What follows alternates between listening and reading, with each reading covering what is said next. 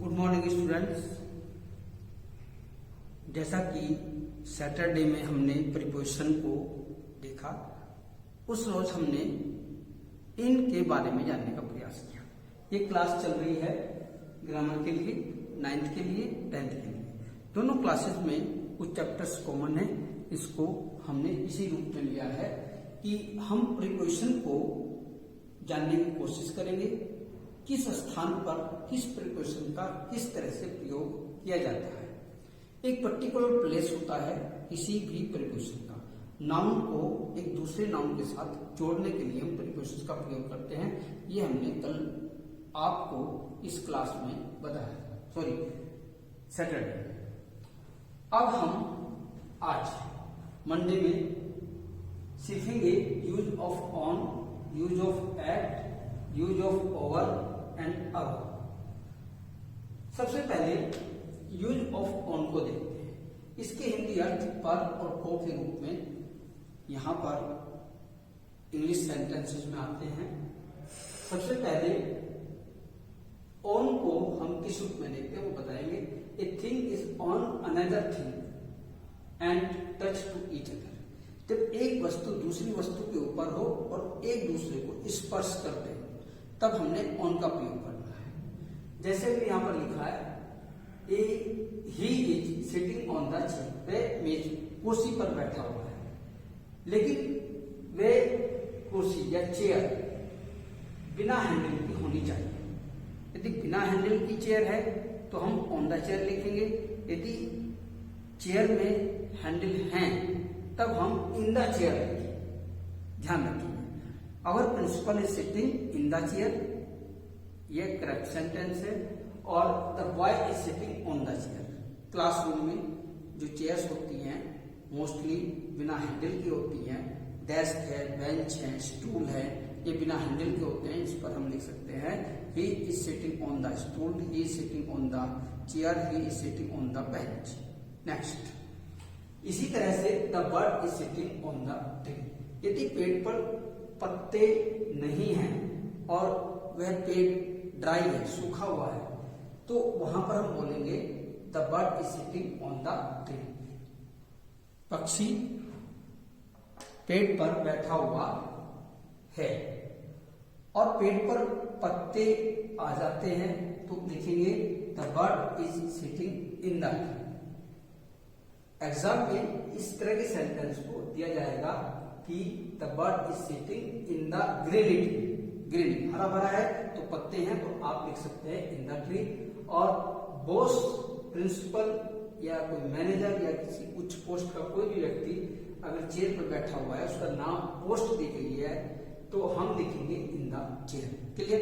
Next, before any day name of week, यानी कि सप्ताह का कोई भी दिन है उससे ठीक पहले हम ऑन का प्रयोग करेंगे। डे ऑफ एनी मंथ, महीने का कोई भी डेट है उससे पहले भी हम ऑन का प्रयोग करेंगे। जैसा कि सैटरडे में हमने बताया था कि महीने से पहले, वर्ष से पहले इन का प्रयोग होता है।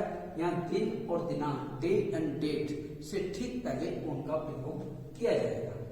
यहाँ पर सेंटेंस में देख लेंगे, he was born on Monday. यहाँ ऑन का मीनिंग है को, और he will come here on 31 December. On का मीनिंग है वह 21 दिसंबर को यहाँ आएगा और उसने सोमवार को जन्म लिया। तो यहाँ पर को के अर्थ में हमने ऑन को देखा।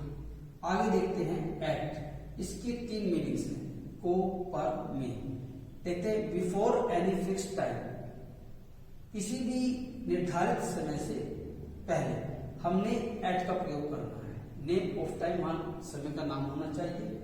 He will give me that book at 6 o'clock। यानी ठीक हिंदी में जब हम सेंटेंस को यहाँ पर ट्रांसलेट करते हैं तो एट का मीनिंग ठीक निकलता है। जैसे वह ठीक 6 बजे मुझे वह पुस्तक देगा, तो ये फिक्स टाइम है, उससे ठीक पहले हमने एट का प्रयोग करना है। हिंदी में कई बार ठीक शब्द नहीं भी हो तो भी हमने एट का प्रयोग करना है इस 6 o'clock से पहले। अब हम देखेंगे एक और सेंटेंस यहाँ पर, he is sitting at the gate, वह दरवाजे पर खड़ा हुआ है। ये सेकंड एग्जांपल है। यहाँ पर एट का अर्थ आ रहा है पर, ये फर्स्ट एग्जांपल है यहाँ पर। तो वह दरवाजे पर खड़ा हुआ है, पर के मीनिंग यहाँ पर एट के रूप में दिए गए हैं। तो आप ये निश्चित करें कि हमने किस स्थान पर एट का प्रयोग करना है। इस वीडियो को आप 2 या 3 बार देखेंगे तो हर चीज क्लियर हो जाएगी और आप इन्हें जीवन भर भूल भी नहीं पाएंगे। आगे, before any place, any name of small town, किसी भी छोटे कस्बे के नाम से पहले या गांव के नाम से पहले, गांव का नाम हो या किसी कस्बे का नाम हो, उससे ठीक पहले हमने एट का प्रयोग करना है। यहाँ एट के मीनिंग है मे। ही लाइव एट थाना भवन, वह थाना भवन में रहता है। यहाँ पर इसकी मीनिंग हमने मे के अर्थ में ली at. He live in a town a place, यहाँ पर एक टाउन एक स्थान है। यदि टाउन शब्द आएगा तो इन लगाना है और उस टाउन का नेम आएगा तो हमने एट लगाना है। ठीक इसी तरह से ही लाइव एट रामगढ़, तो नेम ऑफ विलेज, यहाँ विलेज का नाम रामगढ़ दिया गया है, तो यहाँ भी इसका एट का अर्थ पर के रूप में हम लेंगे। आगे, ही लाइव इन ए विलेज, वह एक गांव में रहता है। तो मे के अर्थ दोनों स्थानों पर एट है। वह गांव में रहता है, वह रामगढ़ में रहता है। गांव का नाम होगा तो एट, और गांव में रहता है तो इन। इससे आगे हम देखते हैं ओवर और अबाउट के यूज। इनके अर्थ पर, ऊपर और अधिक के रूप में हम देखते हैं इंग्लिश में जब हम उसको ट्रांसलेट करते हैं इस सेंटेंस को। जब तक हम ट्रांसलेट मन सेंटेंस की ना कर लें और इसकी आदत हमें ना पड़ जाए, हैबिचुअल ना हो जाए हम इंग्लिश के सेंटेंस को हिंदी में रूपांतरण करने की, तब तक ठीक ग्रामर का प्रयोग नहीं हो सकता। हम इंग्लिश टू इंग्लिश सीख तो सकते हैं, लेकिन उसको ग्रामेटिकल ना तो बोलना चाहते और ना ग्रामेटिकल उसको सुनना चाहते। कन्वर्सेशन एक अलग पार्ट है और ग्रामर अलग पार्ट है। उसको व्याकरणिक दृष्टि से हम देखते हैं। व्याकरणिक दृष्टि से समझने के लिए इंग्लिश को हमें हिंदी की हेल्प लेनी ही पड़ेगी। एक सही भाषा को समझने के लिए हमें दूसरी एक ऐसी भाषा का ज्ञान होना चाहिए जिसमें हम उसे समझना चाहते हैं। तो नेक्स्ट सेंटेंस है यहाँ पर ओवर के लिए, the fan is running over my head, पंखा मेरे सर के ऊपर चल रहा है, घूम रहा है। पंखा मेरे सर के ऊपर घूम रहा है, तो रनिंग के रूप में हमने यहाँ लिया और इसके साथ ओवर प्रीपोजिशन दिया, जिसका अर्थ है ऊपर। The bridge was over the river, पुल नदी के ऊपर था, तो यहाँ पर अबव का मीनिंग भी ऊपर लिखना। The aeroplane was going over the city, aeroplane शहर के ऊपर से जा रहा था। आगे, the water is over the limit in the river, पानी नदी में सीमा से अधिक है। ये तो यहाँ पर ओवर का मीनिंग निकला है अधिक। The clouds are above the earth, बादल पृथ्वी से अधिक ऊपर हैं। अधिक ऊपर होने की स्थिति में हमने अबव का प्रयोग करना है, अधिक ऊपर।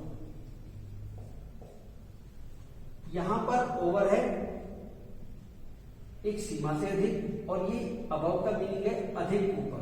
The stars are above the sky, तारे ऊपर आकाश में अधिक दूरी पर है। अधिक दूरी पर होना की सेंस में हमने ओवर अबव का प्रयोग करना है। आपने पॉइंट सुना होगा, twinkle twinkle little star how I wonder what you are. अब अबव था, अप और अबव दो शब्दों का प्रयोग किया। अब अबव अधिक ऊंचाई पर, तो यहाँ अबव ज्यादा ऊंचाई पर लेने पर हमने अबव का प्रयोग करना है। कम ऊंचाई पर आप ओवर का प्रयोग करेंगे, और कोई चीज एक दूसरी वस्तु को छूती है तो हम ऑन का प्रयोग करेंगे।